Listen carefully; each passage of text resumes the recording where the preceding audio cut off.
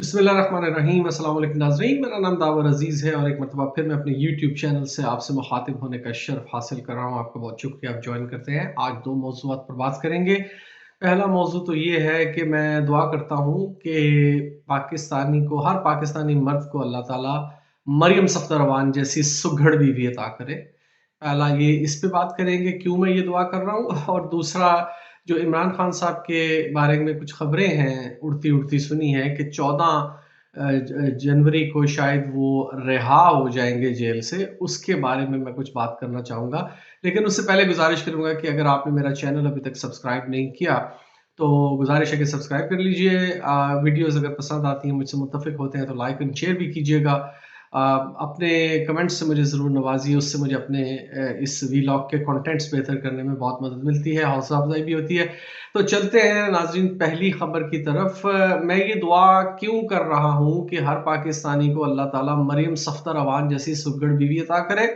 उसकी एक बहुत बड़ी वजह है, महंगाई का दौरा है। लोग महंगाई से बदहाल हो चुके हैं, चीज़ों की कीमतें आसमानों से बातें कर रही हैं।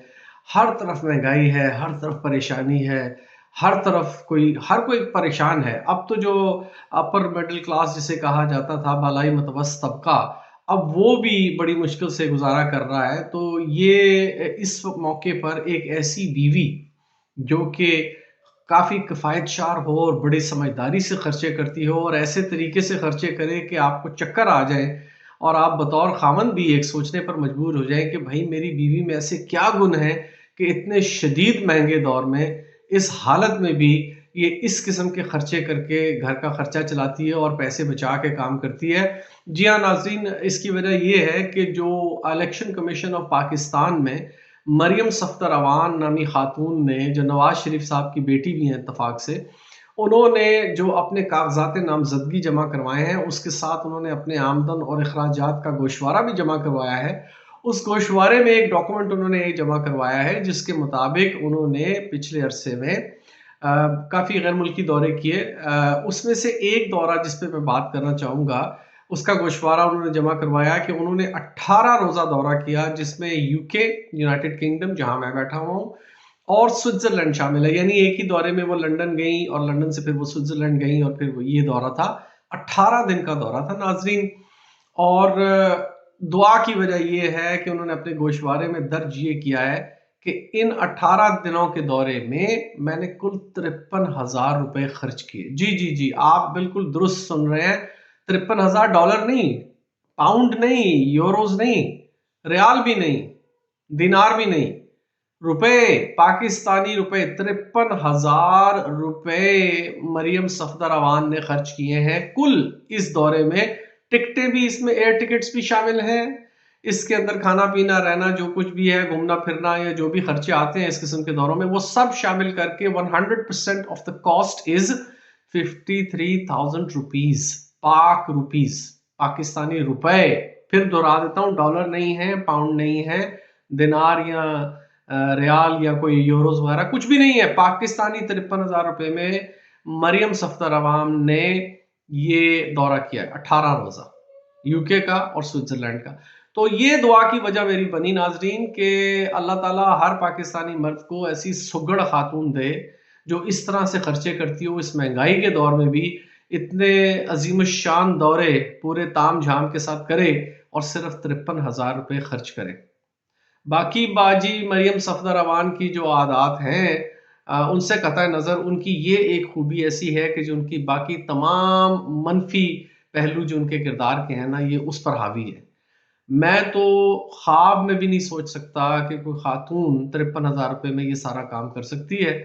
तो अल्लाह ताला से दुआ है कि इस एक खसूसियत की वजह से ये यहाँ जो पाकिस्तानी मर्द हजरात जो शादीशुदा हैं, कवारों की चलें बात रहने देते हैं, वो ढूंढ लें शायद कोई ऐसी, लेकिन जो तो शादीशुदा हैं, जो शादी कर चुके हैं, तो अल्लाह ताला उनकी बीवियों को भी कोई ऐसी खासियत को खसूसियत उनमें पैदा फरमा दे, खसूसी अपना करम फरमाए कि वो बड़े बड़े खर्चे हज़ारों रुपए में कर लें, गैर मुल्की दौरे हज़ारों रुपए में कर लें, बड़ी बड़ी गाड़ियां खरीद लें 1,000 रुपए में, और इस किस्म के काम। अकल दंग है। सोच सोच रहा हूँ क्या करूँ, हैरान हूँ कि रूं दिल को या पीटूं जिगर को मैं, जो मकदूर हो तो साथ रखूं नौहागर को मैं। یہ نوحہ کی وجہ بھی سن لیجئے کہ الیکشن کمیشن آف پاکستان نے اس گوشوارے پر آنکھیں بند کر کے آمنا صدقنا ایسے کہا ہے کہ جیسے نعوذ باللہ یہ قرآن کی کوئی آیت ہے، یعنی کہ یہ بات تو غلط ہو ہی نہیں سکتی قرآن کریم کے فرمان کے مطابق۔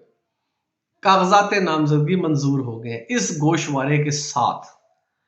تو الیکشن کمیشن آف پاکستان پر نوحہ ہوں میں کہ لیکن اب کیا کیا جا سکتا ہے، اندھیر نگری چوپٹ راج، جب سیاں بھے کوتوال تو پھر ڈر کاہے کا، پتہ ہے آپ کو یہ محاورہ۔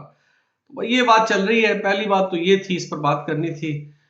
ایک ورلڈ ریکارڈ بنایا ہے مریم صفدر امان نے، اور دعا ہے اللہ تعالیٰ سے کہ اس قسم کے خرچے اتنی کفایت شعری کے ساتھ کرنے کی توفیق پاکستان کی ہر عورت کو اللہ تعالیٰ عطا فرمائے، تو غریبی موکی جائے، ختم ہو جائے غریبی کا پاکستان میں نام و نشان بھی نہ رہے۔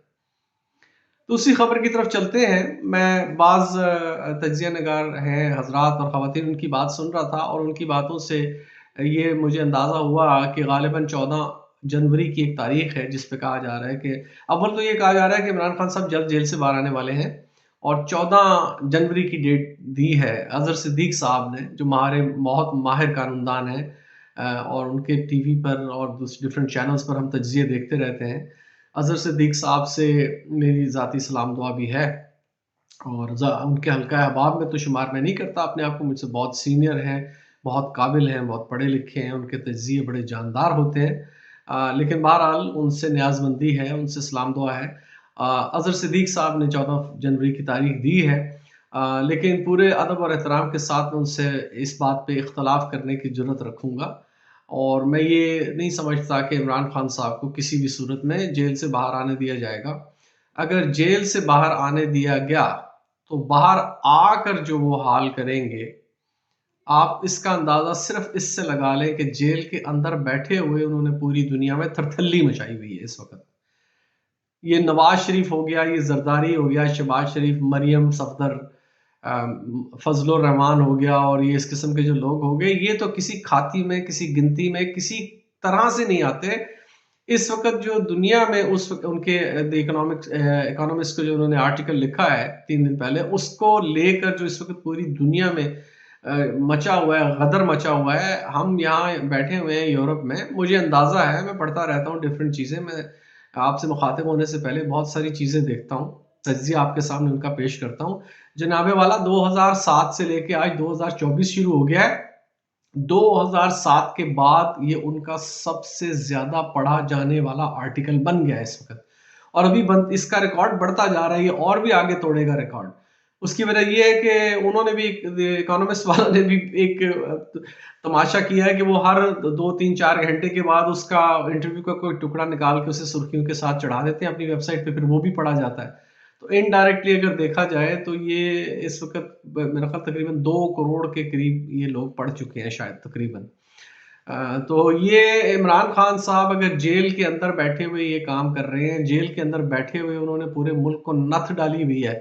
ملک سے مراد میری عوام نہیں ہے، اسٹیبلشمنٹ ہے، جیوری ہے، جسٹس سسٹم ہے آپ کا، پولیس ہے آپ کی بیوروکریسی ہے، ان تمام لوگوں کو، اور باقی سیاستدان بیچارے ان کو بھی چلے شامل کر لیتے ہیں، کہیں نہ کہیں تو ان کو گنتی میں لانا چاہیے۔ تو جو نتھ عمران خان صاحب نے ان سب کو جیل کے اندر بیٹھ کے ڈالی ہوئی ہے، آپ تصور کر سکتے ہیں کہ اگر وہ جیل سے باہر آ جائیں، اور وہ بھی الیکشن سے صرف، اب تو 30 دن بھی نہیں، میرا خیال 28 دن رہ گئے، اگر 28 دن پہلے الیکشن سے وہ باہر آ جائیں تو وہ کیا کریں گے ان کے ساتھ، آپ تصور کر سکتے ہیں۔ یہ کبھی عمران خان کو باہر نہیں آنے دیں گے، جو مرضی آپ کر لیں، بہانے بنائیں گے، کچھ کریں گے، کوئی نیا کیس ڈالیں گے، کسی میں گرفتاری ڈالیں گے، پھر اس کی بیل اپلائی ہوگی، پھر اس کی بیل کا کیس کا ہیئرنگ ہوگی، پھر اس کا فیصلہ محفوظ ہوگا، جیل سے عمران خان صاحب کو باہر نہیں آنے دیں گے۔ میں نے جیسے عرض کیا، بہت سارے تجزیہ نگار بشمول اظہر صدیق بھائی میرے بہت کرم فرما ہیں، بڑی مہربانی کرتے ہیں، بڑی شفقت سے پیش آتے ہیں، لیکن میں یہاں پر ان سے متفق نہیں ہوں گا۔ عمران خان صاحب کو اگر جیل سے باہر لانا اتنا ہی آسان ہوتا تو وہ بہت پہلے کے آگے ہوتے۔ انہیں جیل بھیجا ہی اس لیے گیا تھا کہ انہیں الیکشن سے پہلے جیل سے باہر نہیں آنے دیا جائے گا، یہ بات یاد رکھیے گا۔ بہرحال پھر بھی یہ پاکستان ہے اور یہ سیاست ہے، یہ اتفاقات کا کھیل ہے، یہاں کوئی بھی چیز، کوئی بھی چال، کوئی بھی حکمت عملی ایسی عین وقت پر بدلی جاتی ہے یا چلی جاتی ہے جس کی وجہ سے کچھ بھی ہونا ممکن ہو جاتا ہے، لیکن موروثی حالات میں، موجودہ حالات میں، گراؤنڈ فیکٹس اینڈ ریالٹیز کے تحت जो नज़र आ रहा है, तो मेरा ख़्याल है कि इमरान खान साहब तो जेल से बाहर नहीं आएँगे। लेकिन नाज़रीन, उनके जेल से बाहर आने से कोई फ़र्क नहीं पड़ता। जेल में रहें या जेल से बाहर रहें, 90% से ज़्यादा अवाम अब उनके साथ है।